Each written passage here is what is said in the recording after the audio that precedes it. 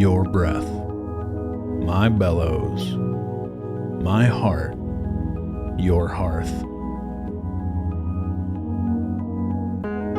Today we kindle joy. Today we carry a new ember.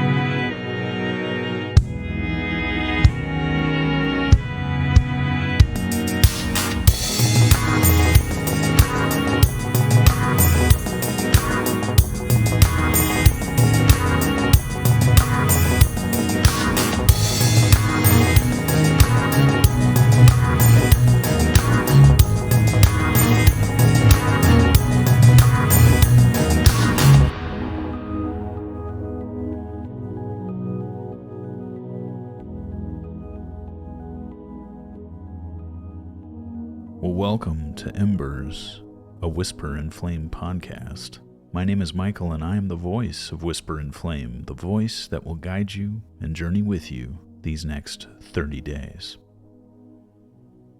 When your flame has burned down to embers, and all you can do is but whisper, you are welcome here. If you haven't yet, pick up a copy of Embers, 30 Days for Holding What Remains.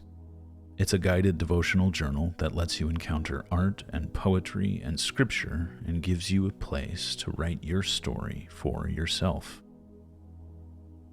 Visit our website, whisperandflame.store, or our Etsy shop, or Amazon.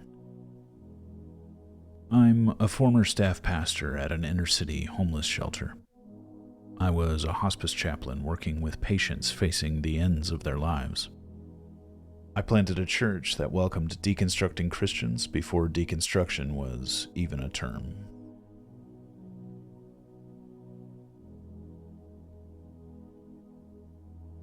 When was the last time you really laughed? When was the last time you really had fun? When I worked at the homeless shelter, one of the keys to success and sobriety that we believed in was showing our residents how do we have fun well. I think that question works for all of us, don't you? For everyone, everywhere. Joy is an unsung virtue, replaced easily by quick fix happiness that lasts 3 to 5 seconds, a bit of dopamine, some oxytocin. But joy is slow, and joy remains. We took it upon ourselves to teach our residents joy. This, we judged, was holy work. I've never heard a sermon about fun. Never have I heard a church talk positively about fun or tangibly about joy. I've heard them speak negatively about it, that's for sure. Don't go dancing. You know what dancing leads to. Doing the big no-no with your no-no parts. Things like that. So much so that fun was communicated as a bad thing, a wrong thing. Because church never seemed to speak to what healthy fun or true joy really was, we believed a part of our work was to teach our residents how to have fun in healthy ways. The team at the shelter was tight-knit. Those of us who worked there at the time were battle-tested, bonded through the fog of that ministry. We would often cut loose and do wild things for coworkers to do. The fun we would have together reinforced our relationships, the dozen of us or so, and we became very close over the years. At staff meeting one time, I remember we somehow began talking about having an eating contest. And we talked about it for weeks and weeks. First, it was a hot dog eating contest, and then it was how many slices of pizza can you eat? and we finally settled on having a classic pie-eating contest. One Friday, a few of us rolled over to the local grocery and picked up 6 blueberry pies. We assembled the resident ladies in the main chapel space of the house and asked for 3 volunteers. There were 3 guys who were staff members and 3 of the ladies who lived at the house, who all competed against one another. We had our hands behind our backs, and we sat in a line like at a county fair.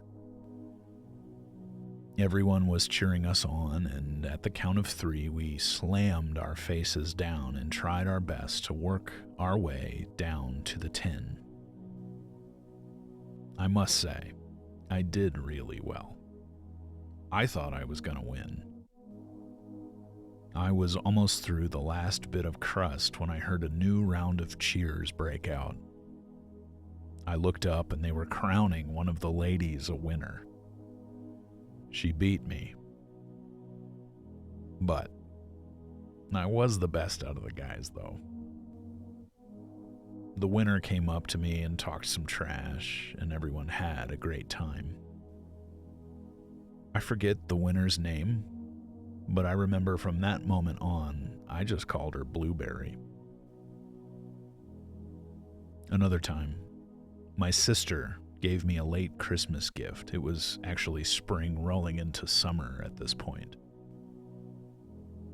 She got me these inflatable orbs, these giant clear beach ball things that an adult human can fit into from the waist up. She got me 2 of them. So I was talking up my new gift at work, and my boss challenged me to a duel in front of everyone. I brought them again on a Friday, and after chapel, we invited all our ladies out to the front yard to enjoy this heavyweight match. I inflated them and showed them off, but before he and I could do our main event, the rest of my coworkers wanted to give them a try. So before the title card match, the heavyweight championship of the homeless shelter, we had some undercard events to get through. Everyone participated. I had 60-year-old former drug addicts, now case managers, jumping and slamming into their clinical director, getting some aggression out on poor old Brian. And finally, my boss and I squared off. He was an Anglican priest, wearing the full cassock and collar, the long black dress that priests sometimes wear. He pulls this giant orb over him and his big bejeweled cross that he was wearing. I was 10 years younger than him, and I had the height advantage. He was shorter and meatier. He had a low center of gravity, so he was going to be hard to knock over. Don't worry about me, though. I positively wailed on him. I got him on the ground and I kept jumping and landing on him over and over. Turns out it's also hard to stand up in those things. We wanted to show our ladies what joy and happiness can be without drugs, without booze. It can still be wild and fun, even without the high. It's better than the high because the memories we make are sharper. They last with us and continue to give us joy when we look back. So many moments where we committed to giving our residents the virtue of joy. Riding in giant boxes down the stairs like a slide, making forts out of old mattresses, minute-to-win-it contests, putting an Oreo on our foreheads and trying to get it into our mouths just from moving our face muscles. Silly stuff. Fun stuff. Joy is a virtue. Joy is a God-given gift. And I'll even go further.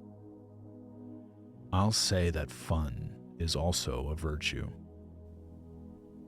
I've never met anyone who looked down on fun and wanted to spend any real time with them. It's good to be serious when life calls for it. God knows I am. Just listen to these podcasts. But being serious all the time doesn't make us better or more mature or more erudite. Trying to be serious all the time makes us absurd. Like little children dressed in bow ties and frowns. Nah. It's fun. The virtue of joy that is so good for us. It breaks tension. It clarifies. It builds relationships. It makes memories that we return to again and again and again. What relationships of yours went deeper or felt more profound because you were vulnerable enough to be silly, because you decided to have fun with someone else? Life is hard and serious and sorrowful enough, and we all have our stories of that sorrow. So we must, at times, give ourselves the chance to experience the opposite of sorrow.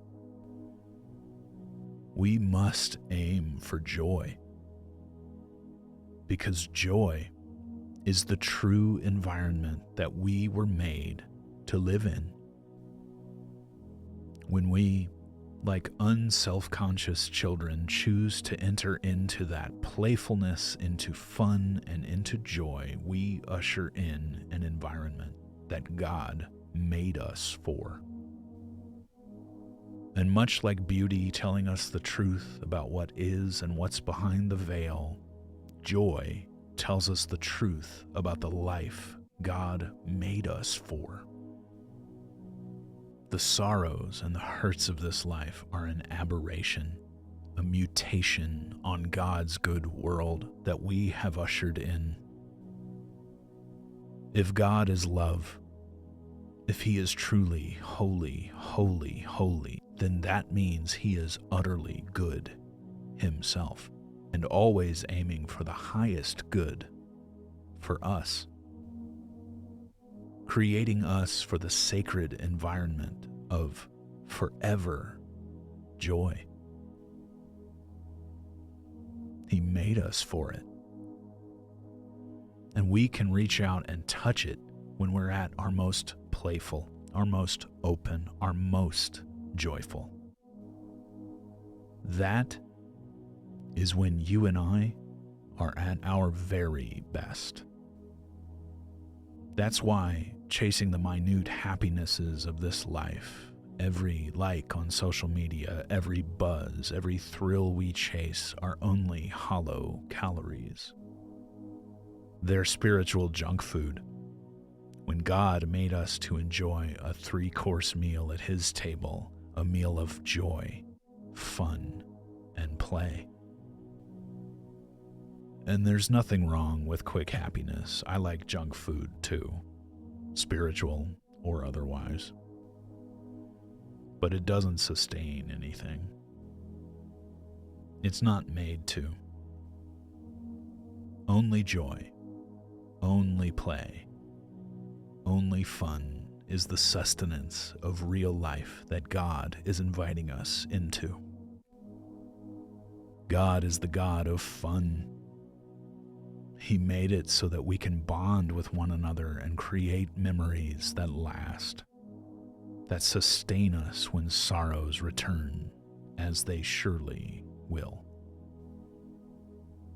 It's worth it to try to kindle joy in our lives and to kindle it in others and bring those around us into the sacred environment of fun, silliness, and play as well. To seek it and trust that God has made you for such a purpose, such a sacred environment that is joy. Because to do that for yourself, to do that for others, is truly holy work. May you seek and find real joy. May you have fun as God has made you His child to experience. May you unselfconsciously play and find that this is holy too.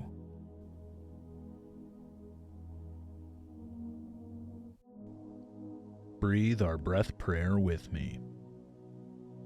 Inhale. Sorrow, yes. And exhale.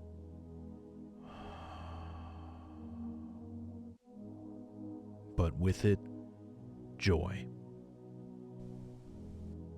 And again. Inhale.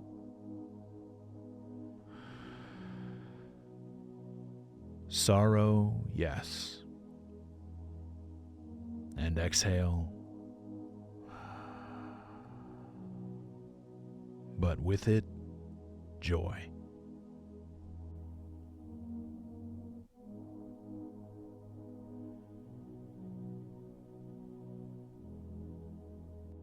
I want to know your story. Where has joy been kindled in your life? If you'd like to share your story with us, or even join us on this podcast, we'd love to hear from you. Reach out to us on the Whisper and Flame Facebook pages, Instagram pages, or send us an email at whisperinflame, that's whisper, the letter N, flame, @gmail.com. We look forward to connecting with you. Thank you for joining me today for Ember 22, Kindling Joy. Pick up a copy of Ember's 30 Days for Holding What Remains from our website. Allow me to bless you as we depart for now. The Lord bless you and keep you. The Lord make His face shine on you and be gracious to you. The Lord lift His countenance upon you and bring you peace. Before you go, remember, even the grave is not godless, but a child's lost and found. You, yes, you are beloved, every scar, holy ground.